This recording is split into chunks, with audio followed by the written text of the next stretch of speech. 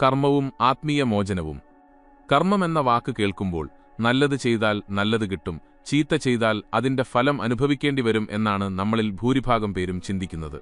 എന്നാൽ കർമ്മമെന്നത് കേവലം ഒരു പ്രവൃത്തി മാത്രമല്ല എന്ന് യോഗാനന്ദൻ പഠിപ്പിച്ചു. അത് അതിനേക്കാളേറെ ആഴത്തിലുള്ളതും സൂക്ഷ്മവും ആത്മീയവുമായ ഒന്നാണ്. നമ്മുടെ ഓരോ ചിന്തയ്ക്കും വികാരത്തിനും പ്രവൃത്തിക്കും പിന്നിലെ അദൃശ്യമായ വിത്താണ് കർമ്മം എന്ന് അദ്ദേഹം പറഞ്ഞു. ആ വിത്ത് പാകിക്കഴിഞ്ഞാൽ എപ്പോഴെങ്കിലും ആത്മാവിന് അതിന്റെ ഫലം അനുഭവിച്ചേ തീരൂ.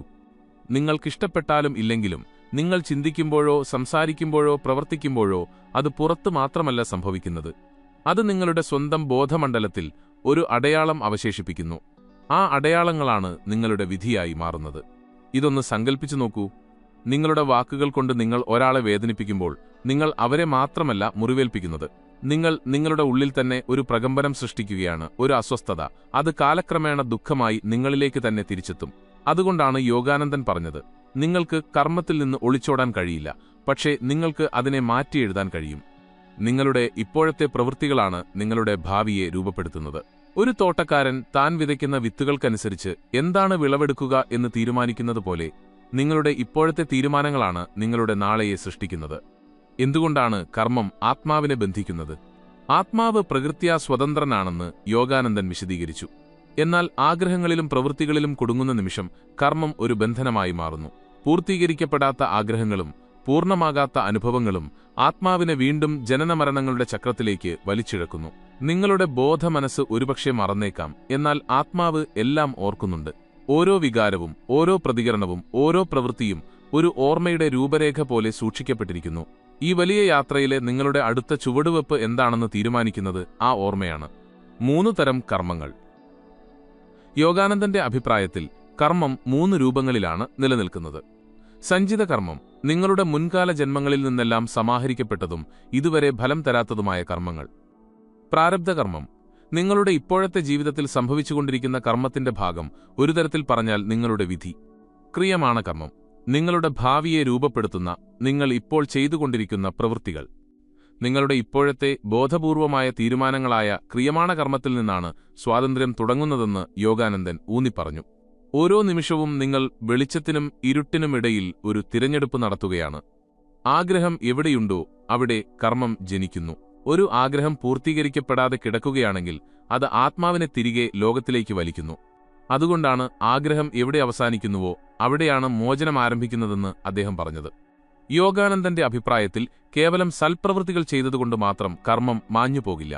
ബോധപൂർവമായ ജീവിതത്തിലൂടെയും ആഴത്തിലുള്ള ധ്യാനത്തിലൂടെയുമാണ് യഥാർത്ഥ മാറ്റം സംഭവിക്കുന്നത്. ധ്യാനത്തിൽ നിങ്ങളുടെ മനസ്സ് നിശ്ചലമാകുമ്പോൾ കർമ്മത്തിന്റെ വിത്തുകൾ കരിഞ്ഞുപോകാൻ തുടങ്ങുന്നു.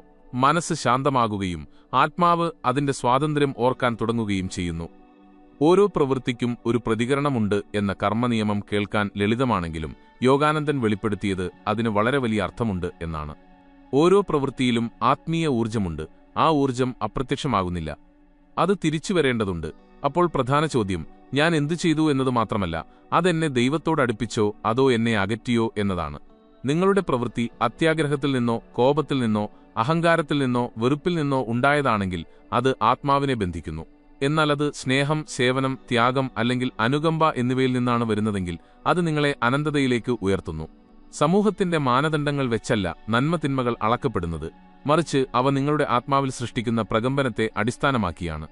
പ്രവൃത്തിയെ മാത്രമല്ല, അതിന് പിന്നിലെ ഉദ്ദേശ്യത്തെയും ആശ്രയിച്ചാണ് കർമ്മമിരിക്കുന്നതെന്ന് യോഗാനന്ദൻ പഠിപ്പിച്ചു. ഉദാഹരണത്തിന്, വിശക്കുന്ന ഒരാൾക്ക് നിങ്ങൾ ഭക്ഷണം നൽകുമ്പോൾ ഉള്ളിൽ അഹങ്കാരമോ വെറുപ്പോ തോന്നുകയാണെങ്കിൽ ആ പ്രവൃത്തി നിങ്ങളെ വീണ്ടും ബന്ധിക്കുന്നു. എന്നാൽ നിങ്ങൾ നിസ്വാർത്ഥമായ സ്നേഹത്തോടെയാണ് പ്രവർത്തിക്കുന്നതെങ്കിൽ അത് ആത്മാവിനെ ശുദ്ധീകരിക്കുന്നു. അതുകൊണ്ടാണ് അദ്ദേഹം പറഞ്ഞത്, നിങ്ങൾ എന്ത് ചെയ്യുന്നു എന്നതല്ല, അത് ചെയ്യുമ്പോൾ നിങ്ങൾക്ക് എന്ത് തോന്നുന്നു എന്നതാണ് പ്രധാനമെന്ന്. ഓരോ പ്രവൃത്തിയും ഊർജ്ജത്തിന്റെ ഒരു തരംഗം സൃഷ്ടിക്കുന്നുവെന്നും പ്രപഞ്ചത്തിലൂടെ നീങ്ങുന്ന ആ പ്രകമ്പനം ഒടുവിൽ തിരികെ വരുമെന്നും യോഗാനന്ദൻ വിശദീകരിക്കുന്നു. ചിലപ്പോൾ ഫലം ഉടനടിയായിരിക്കും. ഉദാഹരണത്തിന്, ഒരാളെ വേദനിപ്പിക്കുന്നത് പെട്ടെന്ന് തന്നെ കുറ്റബോധമോ ആന്തരിക പിരിമുറുക്കമോ സൃഷ്ടിച്ചേക്കാം.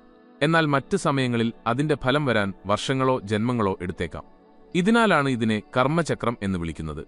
ആത്മാവ് അതിനു മുകളിൽ ഉയരുന്നതുവരെ അത് കറങ്ങിക്കൊണ്ടേയിരിക്കും. യോഗാനന്ദൻ പങ്കുവയ്ക്കുന്ന ഏറ്റവും പ്രധാനപ്പെട്ട സത്യങ്ങളിലൊന്ന് ഇതാണ്: കർമ്മം ഒരിക്കലും തൽക്ഷണം ഫലം നൽകില്ല. പാകിയ ഉടനെ ഒരു വിത്ത് ഫലം തരാത്തതുപോലെ കർമ്മം പാകമാകാനും സമയമെടുക്കും. ചില ഫലങ്ങൾ പെട്ടെന്ന് വരും, ചിലതിന് വർഷങ്ങളെടുക്കും, മറ്റു ചിലത് ഒന്നിലധികം ജന്മങ്ങളിലൂടെ നമ്മെ പിന്തുടരും.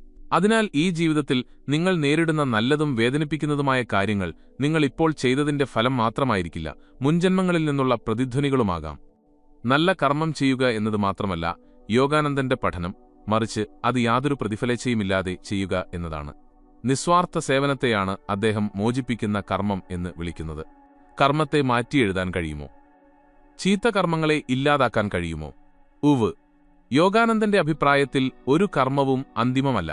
ഏതു മോശം കർമ്മത്തെയും ഇല്ലാതാക്കാൻ കഴിയും. എന്നാൽ അതിന് ആത്മാർത്ഥമായ പശ്ചാത്താപവും ദൈവത്തോടുള്ള ഭക്തിപൂർണമായ ബന്ധവും ആവശ്യമാണ്.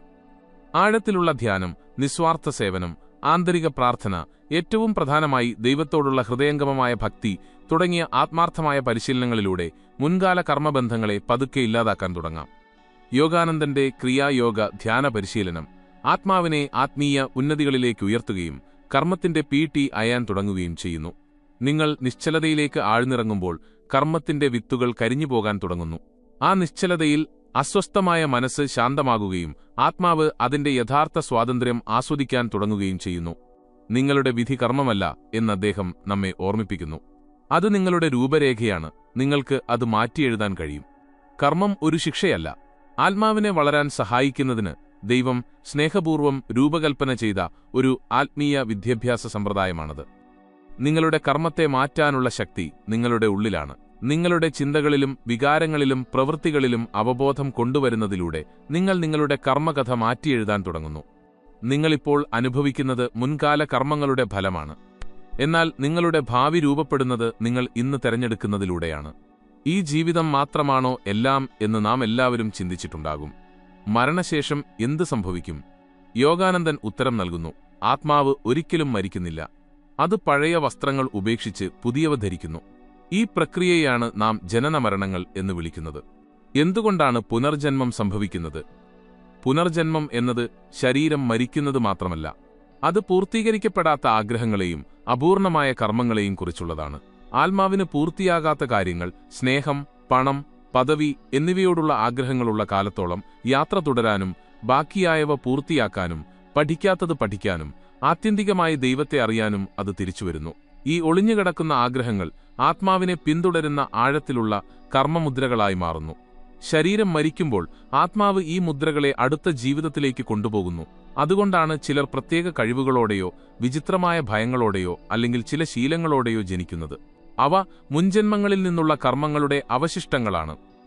പുനർജന്മ പ്രക്രിയയെ യോഗാനന്ദൻ മനോഹരമായി വിവരിച്ചു. അദ്ദേഹം പറഞ്ഞു, ഒരു പുതിയ ജീവിതത്തിന്റെ സ്ക്രീനിൽ ആത്മാവിന്റെ കർമ്മ ഫിലിം പ്രദർശിപ്പിക്കുന്ന ഒരു പ്രപഞ്ച പ്രൊജക്ടർ പോലെയാണിത്. പ്രപഞ്ച ഊർജം കർമ്മ ഫ്രെയിമുകൾ വെളിപ്പെടുത്തുകയും ഒരു പുതിയ അധ്യായം ആരംഭിക്കുകയും ചെയ്യുന്നു. ഇത് കർമ്മം അനാവരണം ചെയ്യപ്പെടുന്നതിന്റെ സ്വാഭാവിക ഫലമാണ്. ഒരു സന്തോഷവാർത്തയുണ്ട്: നിങ്ങൾ നിസ്സഹായരല്ല.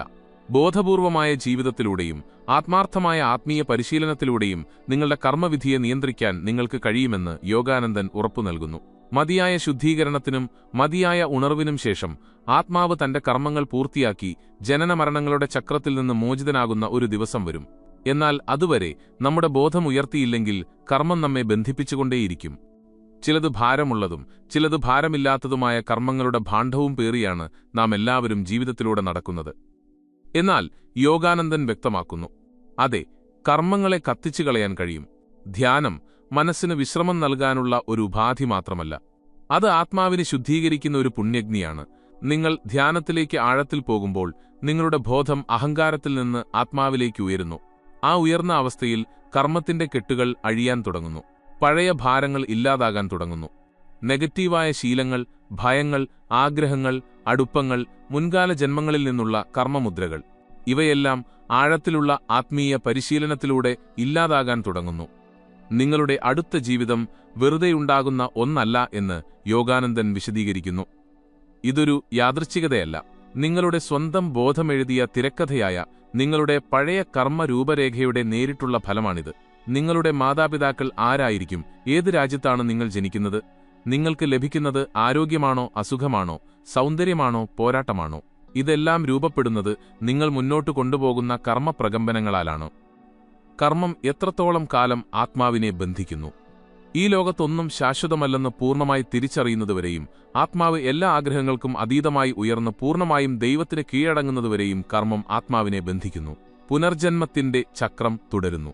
യോഗാനന്ദൻ ഈ ചക്രത്തെ മായ എന്ന് വിളിച്ചു. ആത്മാവ് അതിന്റെ ദൈവിക ഉത്ഭവം മറന്ന് ശരീരം, വ്യക്തിത്വം, പേര്, ലൗകിക ബന്ധങ്ങൾ എന്നിവയിൽ കുടുങ്ങുന്ന വലിയ മിഥ്യ. എന്നാൽ ഈ ബന്ധനത്തെ ഉരുക്കാൻ കഴിയുന്ന ഒരു അഗ്നിയുണ്ട്. ധ്യാനത്തിന്റെ അഗ്നി. ധ്യാനം സൂര്യൻ മഞ്ഞുരുക്കുന്നതുപോലെ കർമ്മങ്ങളെ കത്തിച്ചുകളയുന്നു. ആത്മാവിന്റെ മോചനത്തിലേക്കുള്ള യാത്രയെ വേഗത്തിലാക്കുന്ന പവിത്രമായ ധ്യാന സാങ്കേതികവിദ്യയായ ക്രിയായോഗ യോഗാനന്ദൻ തന്റെ ശിഷ്യന്മാരെ പഠിപ്പിച്ചു. കർമ്മമെന്നത് കല്ലിലെഴുതിയ ഒരു ശിക്ഷയല്ല എന്ന് അദ്ദേഹം പറഞ്ഞു. അത് നിങ്ങളുടെ മനസ്സിൽ സൂക്ഷിച്ചിരിക്കുന്ന അടയാളങ്ങളുടെ സൂക്ഷ്മമായ രേഖയാണ്. ആഴത്തിലുള്ള ധ്യാനത്തിൽ നിങ്ങൾ നിശബ്ദതയിലേക്കും നിശ്ചലതയിലേക്കും പ്രവേശിക്കുമ്പോൾ കർമ്മത്തിനെത്താൻ കഴിയാത്ത ആത്മാവ് സ്പർശിക്കപ്പെടാതെ ജീവിക്കുന്ന അഹങ്കാരത്തിനതീതമായ ഇടത്തിലേക്ക് നിങ്ങൾ പ്രവേശിക്കാൻ തുടങ്ങുന്നു. നിങ്ങൾ ധ്യാനിക്കുന്ന ഓരോ തവണയും കർമ്മത്തിന്റെ പിടിയിൽ നിന്ന് നിങ്ങൾ സ്വയം സ്വതന്ത്രനാകാൻ തുടങ്ങുന്നു. ഭക്തിയും സന്തുലിതാവസ്ഥയും. ഭക്തി കർമ്മത്തിനതീതമായ ഏറ്റവും ശക്തമായ പാത. യഥാർത്ഥ ഭക്തി എവിടെയുണ്ടോ അവിടെ ദൈവം തന്നെ ഇറങ്ങിവരുമെന്ന് യോഗാനന്ദൻ പറഞ്ഞു.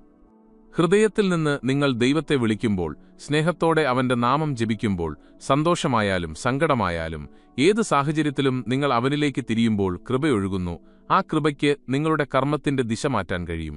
കർമ്മത്തിന്റെ വിത്തുകൾ മുളയ്ക്കുന്നതുപോലും തടയാനുള്ള ശക്തി ഭക്തിക്കുണ്ട്. ദൈവിക കൃപകർമ്മത്തെ മറികടക്കുന്നു. ഒരു മുൻജന്മത്തിൽ നിങ്ങൾ ഒരു ദോഷകരമായ കർമ്മം സൃഷ്ടിച്ചുവെന്ന് കരുതുക, ഈ ജീവിതത്തിൽ ദുഃഖം കൊണ്ടുവരുന്ന ഒന്ന്. എന്നാൽ ഇപ്പോൾ ഭക്തി, ധ്യാനം, നിസ്വാർത്ഥ സേവനം എന്നിവയിലൂടെ ആ കർമ്മഫലത്തെ കുറയ്ക്കാനോ പൂർണ്ണമായും മാറ്റാനോ കഴിയും. ദൈവത്തിന്റെ കൃപകർമ്മ നിയമത്തിന് മുകളിലാണ്.